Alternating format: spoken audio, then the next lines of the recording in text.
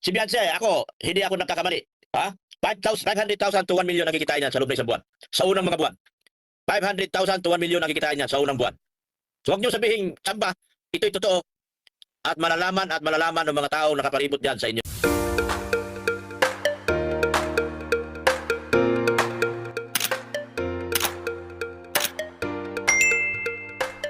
Yan, isang mapagpalang araw po sa ating lahat. Magandang araw at gabi po dyan sa mga silent viewers at solid supporters na kung saan patuloy na nakasuporta sa mga kalingap. Ito nga po, may panibago na naman po tayong pag-uusapan patungkol nga po kung saan ay ito nga po ay talagang nakakagimbal at syempre mga kalingap, masusupepe natin at malalaman natin kung ano nga ba ang totohanan dito mga kalingap. So ito nga po, YouTube channel ni Joy. Grabe nga po, napakalakas na.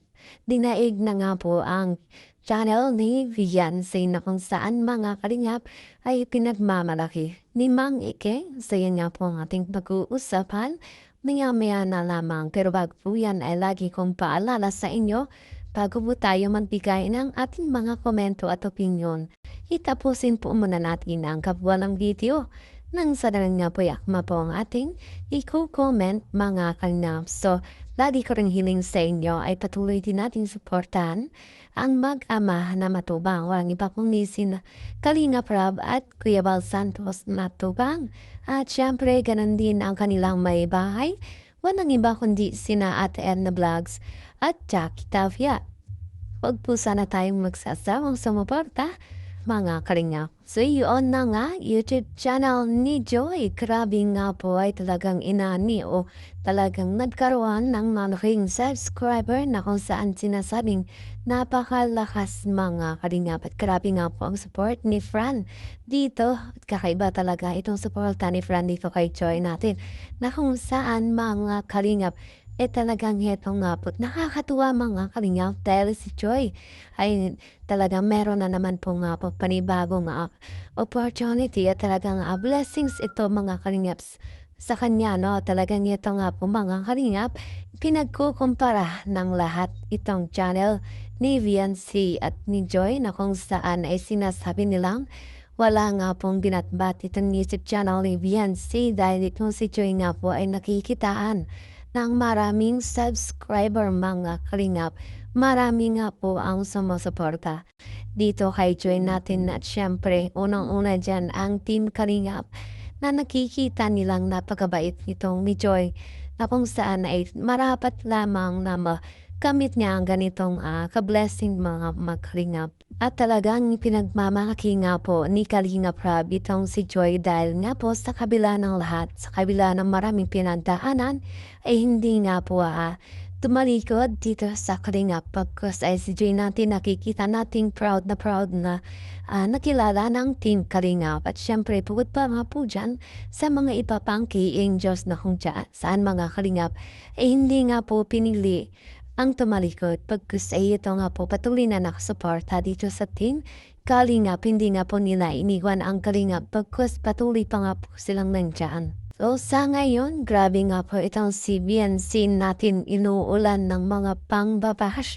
Lalo na nga po kapag si Beyonce ay naglalive, nakikita at nababasa ng ilan na kung gaano i-bash itong si Beyonce natin na hanggang sa ngayon mga kanya ay marami pa rin nga po ang hindi nakamove on sa kanyang ginawang pagkalaban dito sa Kalingap na kung saan talagang hanggang ngayon mga Kalingap nakikita nating mukhang itong si Beyonce at pamilya nito ay may masama pa rin ng loob sa Kalingap. So grabe nga po no.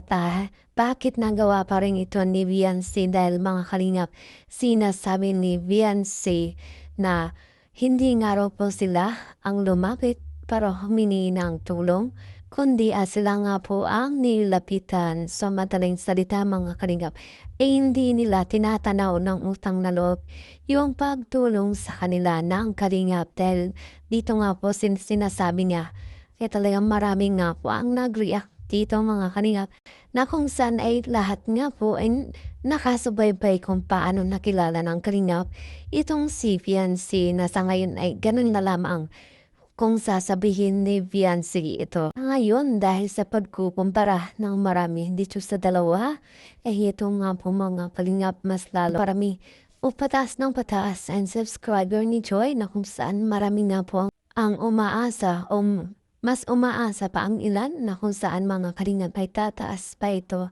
So sa ngayon ay nakikitang mas tumataas pa ang porsyento at nadagdagan pa itong mga kalingap kung kaya ito nga po.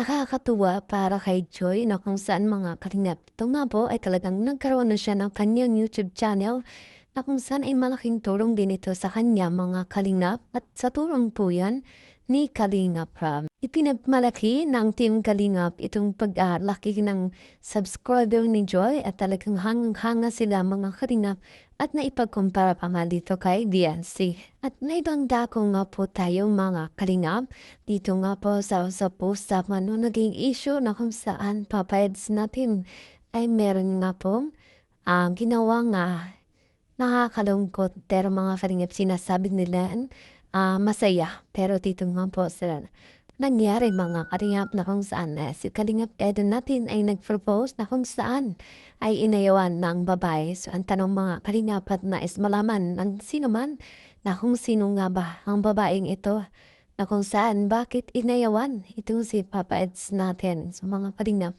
yan nga po ang inaalam ng lahat at mukhang gusto nilang malaman kung sino nga ba talaga itong babaeng ito.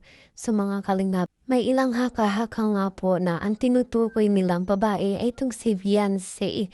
At may sinagsasabi na ito nga po ay karma kay Papa Eds na kung saan ay inayawan ni Viancy. So natuwa rin nga po ang ilan at sinasabi nila sa kanilang mga komento patungkol dito mas marapat na lamang nga po nangyari ito kay Papa Eds na inayawan ni Viancy. Dahil nga po nakaligtas itong si Papa Eds natin dahil lamang buhay nga pong si Papa Eds natin ay hindi maganda ang pamumuhay sa pamamagitan niya po ng pamilya ni Viancy. Sa mga kalingap ang tanong kung si Viancy nga ba ito o hindi mga kalingap. So yan nga po ay ating nga po antabayanan at ating alamin kung sino nga ba ang babaeng ito. Na kung saan mga kalingap ito nga ba ay totoo? Dahil mga kalingap, nakikita naman natin dito kay Papa Eds na mukhang okay naman siya at mukhang nakikita sa kanyang mga vlog na mukhang walang nangyayaring ganito dito sa kanyang buhay.